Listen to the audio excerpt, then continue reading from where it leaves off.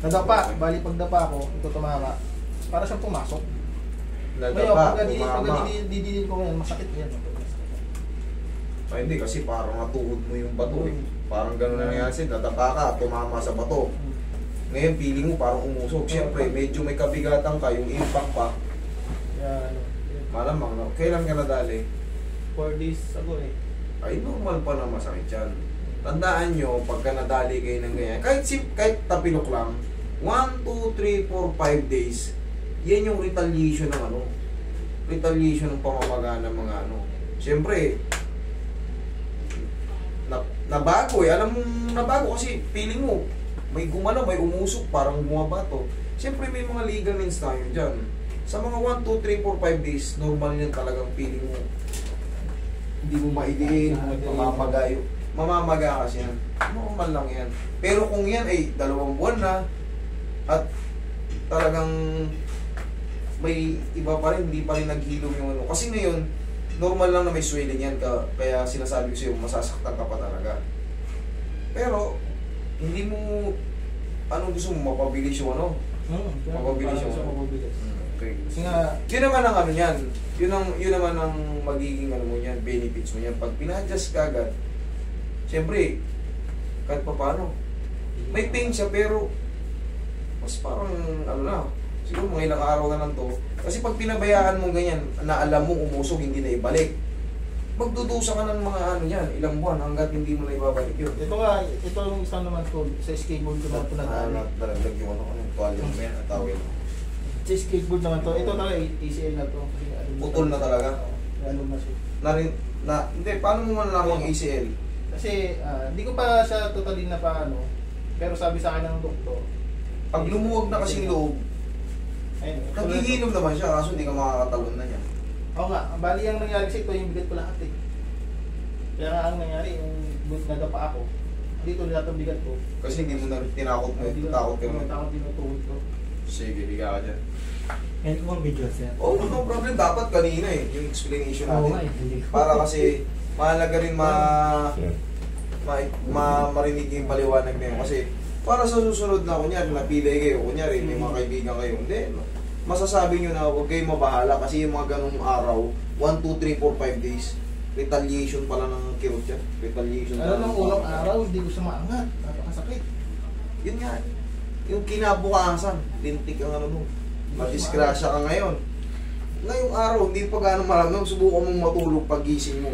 Magpapanyala ko ng, yung magsusot ako ng Ito, yung, ang payo ko sa inyo, pag magsusot kayo ng ganito, or kung bibili kayo ng ganito, huwag yung ganito, alam niyo bakit? Bakit?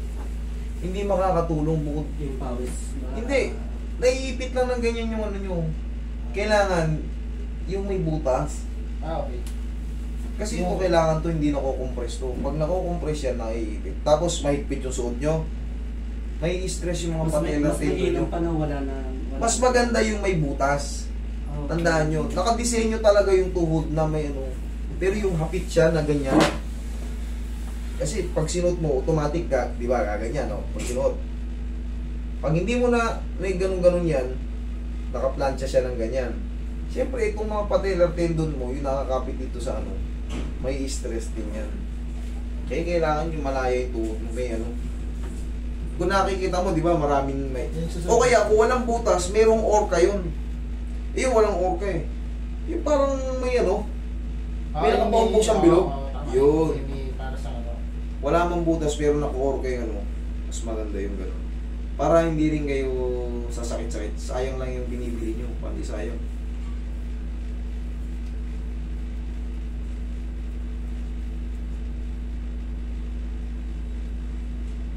Pag pinindot ko to, idol, goods, susunod. Goods. Dito sa gitna. Dito. Dito. Anong position sa masakit? Sa pag kunyari magano ka sa hagdan. Tapos pari, yung iangat ko siya. Yung Paano? Paano? Para malaman natin mamaya kung nabago yung ano. Pag iangat ko may pari, ito. Yeah. Masakit? Okay, sige. Okay lang. Para kahit pa paano meron tayong babalikan. Kung pinaangat mo pa rin at nawala na yung sakit, o di, alam na, na-adjust ng maayos. Pero kung masakit pa rin, o malalaman mo naman kung maliit na yung natira. Siyempre, baka may swelling pa to. May swelling pa talaga to kasi 4 na araw pa lang eh. Normal pa lang yun. Wala kayong dapat ipagtaka kung talagang nadali kayo mga ilang araw pa lang. Kasi hindi namaga, 2 araw, magang-maga yan, sobrang sakit yan. Hindi ka agad magsusubside yun na wala naman kayong ginawa na kinabukasan, 0 na yung maga. Hindi. Walang ganun. Para ka lang yan napunit, nasugat ka. Hindi sinasadya, nasugat ka. Punit. Ngayon, syempre, dinala mo sa ospital o sinara. O yan, sarado na. Pero yung loob, pag ginanon mo yung tinabig mo sa gilid, ganun lang din yun. Binibigyan ko ng halimbawa para hindi kayo sa mga darating na sana hindi naman, ay wala, normal pa to. Kahit hindi kayo makalakad pag mga 1, 2, 3, 4, 5 days, normal lang yun. Pero pagka yun nga, tumagal na ng 2 buwan, 3 buwan, iba pa rin yung pakaramdam nyo. Paano nyo na? Pakibisan nyo na. Kailangan na yan. Malong-malong. Baka yung naiipit ng mga ACL, PCL. Para masalansa na sila. Yan. Relax mo lang ha. Ito yung masarap. Thank you. Tsaka ang pang-maintenance mo dito, idol, very safe. Ayan, pau lang, bumili ka ng pau, ganyan-ganyanin mo lang. Medium type lang.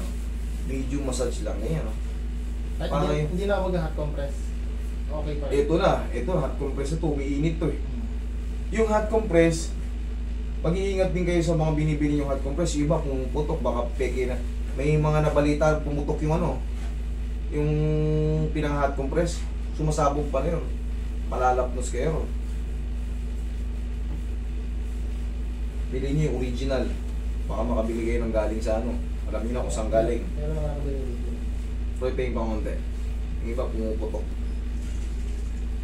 Huwag yung yiluhin to pag matagal na. Pwedeng yiluhin yung mga unang nasa court pa lang kayo. Tandaan nyo maniwala kayo sa hindi. Mas effective yung mga ginagawa natin at sinasabi ko. Na mas maganda yung yelo sa unang araw. Nasa court ka pa, kahit ilubog mo sa yelo yan, mas maganda pa. Pero kung nalipasan na, yellow ako naman siya ng unang maga talaga. okay yun. Pero kung nalipasan na. Kasi yung time na yun, hirap na kasi ako noon. Agad ako nahilis na agad sa kusina. Sabi sa akin, ngayon okay lang na i-yellowan, kinabukasan huwag na. Oo, tama. Hindi, ang pinaka-logic kasi niyan, may pilay tayo, matagal na pilay. Subukan mo lumamig yung panahon. Kung papapansin nyo, yung mga pilay natin na old, nagkikirutan. Ngayon, didirect mo yung lamig. Pag ikikirot lang lalo, wala nang sasakit. Yun yung pinaka nun. Logic. Malamig ang panahon, sumasakit yung mga pilay-pilay natin. Nangingimay yung mga parang puto-puto. Ba't ka pa mag-yelo? Mas maganda na yung umiinit.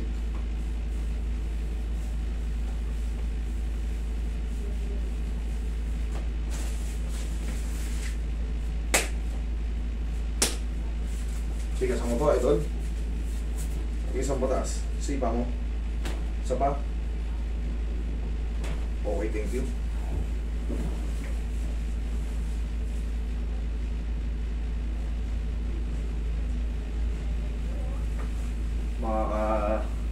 Testing mo na ngayon, idol. May matitira rito.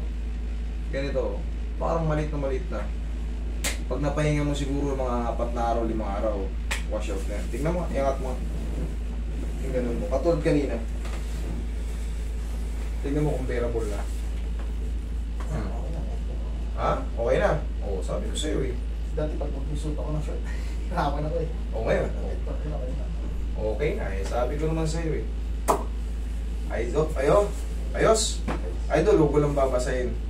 Ngayon, kaya nga nasabi ko, may pain pa yan. Kasi may swelling yan sa loob eh. Ganun talaga yun. Normal lang yun. Mag-antay ka lang ng mga 4 to 5 days. Meron ba ako ang maintenance mo lang yan, Pao. Hapusin mo na ng sarili mong pagmamahal yan. Tapos na meron kang i-recommend ng massage. Ay, hindi massage yung parang wala, pero iba para lumakas din. Ang pinaka bike. Mag-bike ka. Yun lang. Kung may stationary bike ka ron, di mas maganda. Okay? Sige. Thank Ito you. naman isa.